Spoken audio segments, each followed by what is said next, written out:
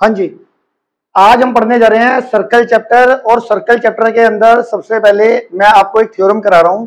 ठीक है, थ्योरम क्या है मेरे पास? इक्वल कोड of a circle subtend equal angle at the centre. Equal कोड of a circle subtend equal angle at the centre. तो सबसे पहले इसमें वर्ड जो यूज हो रहा है कोड, कोड आपको पता है कि कोड वर्ड क्या होता है? ठीक है, अगर मैं सर्कल के किसी भी दो पॉइंटों को, ये ए पॉइंट ले लिया, ये बी पॉइंट ले लिया, सर्कल के किसी भी दो पॉइंट को अगर मैं ज्वाइन करता हूं तो ये कोड होती है। समझ में आ गया कोड क्या होता है? अब इसमें क्या कह रहा है, दो को मान लो इक्वल कोड of a circle subtend equal angle at the centre. इसमें मैं क्या कहता हूं, दो कोड ले लेता हूं। एक कोड मैंने ले ली ए बी और एक कोड मैंने ले ली सी डी।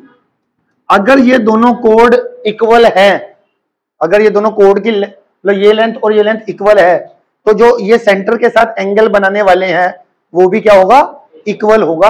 तो मैं यहां पे सर्कल का सेंटर ले लेते हैं ओ, तो ए बी कोड मान लेता हूं सेंटर के साथ बना रही है ए ओ बी एंगल, मान लेते हैं 1 बना रही है। और जो सी डी कोड है वो सेंटर के साथ एंगल कितना बना रही है, 2 एंगल बना रही है। ठीक है, तो मुझे एक तरीके से एंगल 1 को एंगल 2 के बराबर दिखाना है। गिवन क्या है, ए बी और सी डी इक्वल है। ए बी और सी डी इक्वल कोड of a circle subtend equal angle at the centre. A B is equal to C D दे रखा है, दो कोड इक्वल दे रखी है, और आपको क्या प्रूव करना है कि दोनों जो इक्वल कोड है अगर वो सेंटर के साथ जो एंगल बनाएगी, मतलब एंगल 1 और एंगल 2, वो भी क्या होंगे, आपस में इक्वल होंगे। मेरी बात समझ में आ गई? आगे बढ़ते हैं।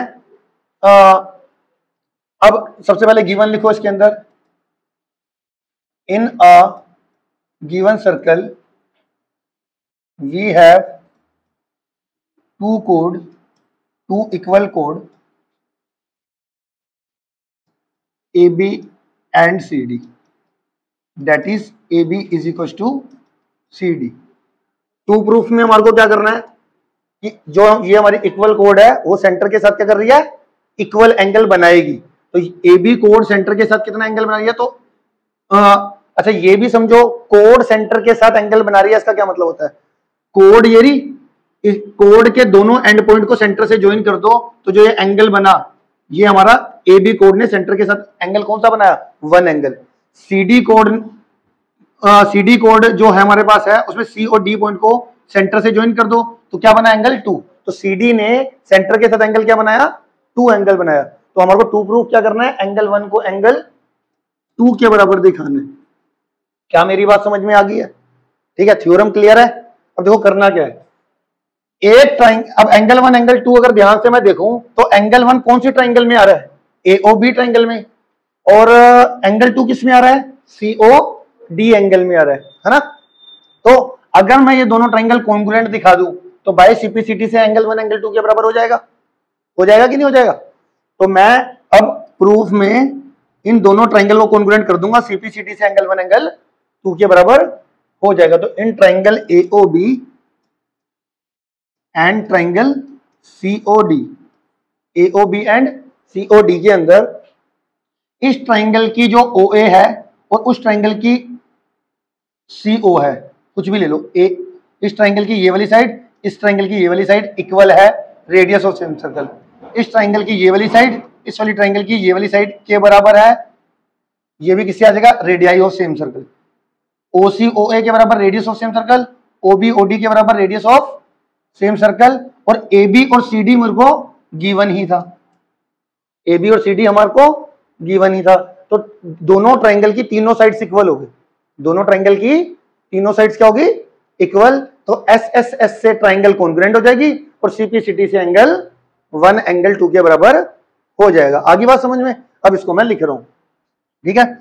एओ बी सीओडी में एओ किसके बराबर है, एओ किसके बराबर है, सीओ के बराबर, और डीओ किसके बराबर है, डीओ किसके बराबर है, बीओ के बराबर। मतलब बीओ किसके बराबर है, बीओ किसके बराबर है, डीओ के बराबर।